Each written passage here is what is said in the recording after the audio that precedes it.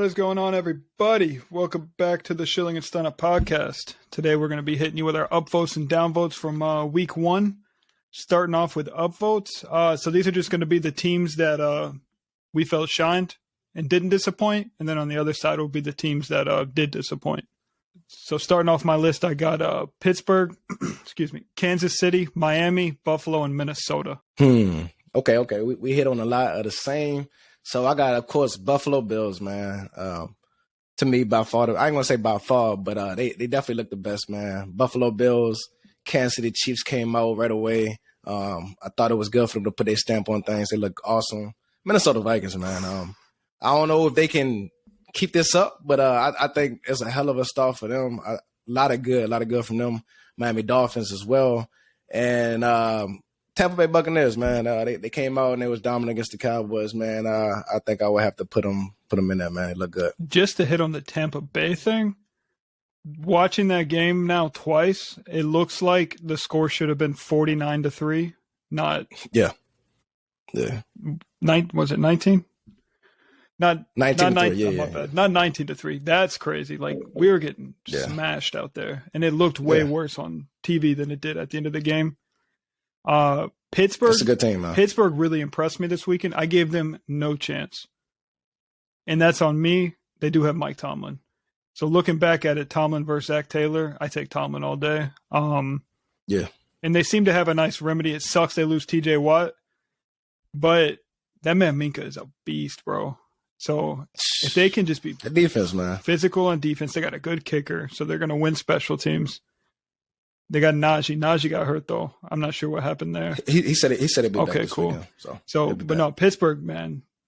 I feel bad for even counting them out of that one. Kansas City, of course. Mahomes looks like a man on a mission. That's crazy. Mahomes looks good. Yeah. He came out right away and put all that doubt to the side. I mean, I ain't had no doubt anyway. You know what I mean? That's the team we both thought would win that division. It's too early to say, but definitely right away, man. Post Tyreek Hill, man, that offense still is a juggernaut. So, of course. Definitely. And then, like you said, Minnesota, dude. Minnesota looks phenomenal. And I was so worried about their secondary, but if their pass rush is going to – I mean, I know Green Bay was without their starting tackles, but if that pass rush can continue to play like that against other teams, who cares who they have in the secondary? Yeah. I'm intrigued. Absolutely. I really am. It was a hell of a start. I have to check out the schedule and see who's playing who this week. But man, I would definitely be tuning into them and see if they can just continue on and keep up the momentum. Man, the offense look awesome, man. Absolutely. Justin Jefferson, JJ the Jet boy, playing, man, bro. You in a different tier, man. So I'll be tuning in. And then Miami. It was cool to see. What is it, McDaniel over there? Yeah, Mike McDaniel. It was cool to see him get his first dub against Bill Belichick. That doesn't happen often. Yeah. I'm pretty sure Bill has a crazy record against rookie coaches. So that was really cool to see. Now Bill doesn't have the teams he had previously. Well, two ain't a damn record, but he played like no. I'm saying rookie, not this week. I'm saying rookie coaches. Oh yeah, for sure. So and then Tyreek looked like Tyreek out there. Waddle looked good. Gesicki is still nowhere to be found. Taze Edmonds was, you know what I mean? He looked good in his role, man. They got a lot to build on over there, man. So that's good. I like, and I didn't expect New England to look that bad. So it's one of those things where I do have Miami on the good side, but then it was a lot of questions about New England and that offense and how terrible they was. Good win. I want to continue to see them against some more competition to see if they can keep it up, see if they can improve. But the offense, I'm supposed to. For sure. Definitely. Do you want to continue on the upvotes or you want to switch over to downvotes? That's everybody, man. Let's go ahead and hit on the bad we've seen. Week one. So my downvotes are as follows: Denver, Dallas, Arizona, Indianapolis, and Tennessee. Okay. And we're gonna touch on that. I want you. We're gonna run it back. I'm gonna just hit mine real quick, and I just kind of want to hear your on the flip side of why you chose his teams, and we can go back and forth like that. Sure. My bad. The Dallas Cowboys, obviously, man. The lowest scores team of week one, didn't score a touchdown. It looked bad, and what we thought couldn't be bad, it went worse, man. But definitely I'll start off with the Dallas Cowboys. I thought the Denver Broncos as well. A lot of bad. The reason I say that is I think from a coaching standpoint, that's probably like the worst way that you want to have a head coaching debut. The media is already on his heels, man. I don't think he put that team in the best position to win that game, which was easily winnable. Right. From what I was seeing. And then also the Green Bay Packers. That was terrible. Yeah. That was terrible. As well as I got two more, which is the San Francisco 49ers and then the New England Patriots, man. Like I already stated before, man, I just thought they just came out flat. Not what you expect to see from a Bill Belichick team, but the offense, they wasn't moving the ball. It just didn't look good over there in New England. I think talking about New England, that was probably my favorite bet of the week was Miami and the points. I just had a feeling they were going to slash up New England. And anytime you have Matt Patricia calling plays for Mac Jones, I don't see how that works out, to be honest. Sure. Who was San Francisco? I wanted to put them, and I was considering Chicago on a downvote as well. But with the weather being so terrible out there, I just left that game alone because I felt like if that game was sunshine outside, like it probably would have been cleaner. It probably would have been a little more points on the board. So I stayed off of that one.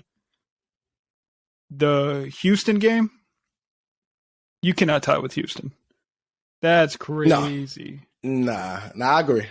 That's bad. That's bad. But I give a little bit more. I think the reason why I didn't put too much stock in them because I do think that divisional games are a lot more competitive. And then Houston, Texas, they always seem to play the Colts well. So it's one of those things where like it could be an overreaction. The Colts, they might lead from this game forward, and they might be one of the better teams in the league. I wouldn't be surprised. The Texans may continue to be the worst. It is bad. It's bad, but from a divisional standpoint, it happens. It happens a lot more often than we think. It does, absolutely. And then I want to say I was talking to one of somebody at work today about. I'm trying to see if I can find it real quick, but pretty much Matt Ryan threw the ball over 50 times and Taylor ran it over 30.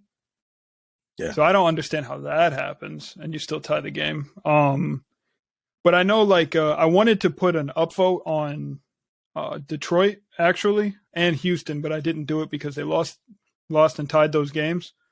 But those are two teams that have no expectations that seem to always be competitive. They're way ahead of schedule. Which is exciting because I think they're both like 2 drafts away from being relevant. But those two teams can easily win 5, 6, 7 games, in my opinion. That's true. The other downvote, Arizona, dude. Arizona got the shit kicked out of them. Yeah. See, you know what? I think I think the same thing that happened to them happened to the Rams. I think they just ran across a juggernaut who came out ready to prove a point, man. Everybody was counting out Kansas City, and they just happened to be the wrong team on the wrong side of that day. So it was bad. It was bad, but I think Kansas City will be that good. I do. Yeah, Casey looked good. Casey looked good. Yeah. And it's crazy because Buffalo looked good, but KC's so much fresher in our minds that we forgot how good Buffalo looked on Thursday night. You know what I mean? Yeah, definitely to me, the two best teams in the league, right? To me. Yeah, for sure. But going into week 2, would you like to hit on your top 10 moving into week 2? See, I won't give no particular order here, and I'm obviously I just said I think Buffalo and KC are I think my class NFL right now top 2 teams. But if I could even try to just offer the eye test of what I've seen, I would say the Chargers look good. Mm-hmm. Chargers they're somewhere in that top 10, top 5 to me. Believe it or not, they played a good Raiders team. It was a sloppy game, but I think, that's a good team over there. So I would say the Los Angeles Chargers, the Rams as well. Just like we talked about the Cardinals, it's one of those games. They're still up there coming off a loss. I still put the Bengals in there, man. Coming off a loss. I don't think it's enough. And just to elaborate on that, the reason is I just want to say, man, all of those turnovers, right? Everything that went wrong could have went wrong. It went wrong, and they still had a chance to win that game. I think that's a very good team over there in Cincinnati. The Saints, I think it took them a little while to get going, but I think the Saints look good. Seeing Michael Thomas return to form, Jameis, it took him a while, but once he got going, I think I think they look good as well. Minnesota, I still have San Fran in there. Just like you talked about with the downvotes, how you didn't put too much stock in that. I agree. I thought they played a bad game. I think it didn't play into their favor, but I think you get a George Kittle back. I think they will be a team moving forward. I'm not worried about San Fran at all. And then the Raiders, Baltimore Ravens. Okay. Same. I think the Jets stuck with them a little bit. You know what I mean? The Jets have a very underrated defense. They made it ugly, which you got to do against a team like that. Right. But I still think they're one of the better teams in this league. I think so. And to establish like my top 10 to start the year, my thought process here is to construct it after week 1, not to base anything off of last season, right? So right. In order, my top 10, I got Buffalo, Kansas City, Minnesota, Tampa Bay, the Chargers, Miami at 6, Pittsburgh at 7, Baltimore at 8, New Orleans at 9, and Philadelphia at 10. And the trend here is these are all teams that won. So following this week, as teams lose, teams win again, I'll adjust that accordingly. Just because a team is undefeated doesn't mean they'll stay there. Like, for example, Philly's I'm pretty sure they got Chicago next week, so that's probably a good dub. But so I wasn't too impressed by no. The reason I put them in there was the way they established the run. But the problem is, and I didn't want to put them in, but I felt like the other teams that got dubs this weekend didn't perform as well as like I can't put Chicago over Philly, right? Nah. So my thought process here is Philly would probably get knocked off because they allowed Detroit to backdoor cover, and we can't do that. Yeah. So y'all were blowing them out and then messed up everybody's betting lines.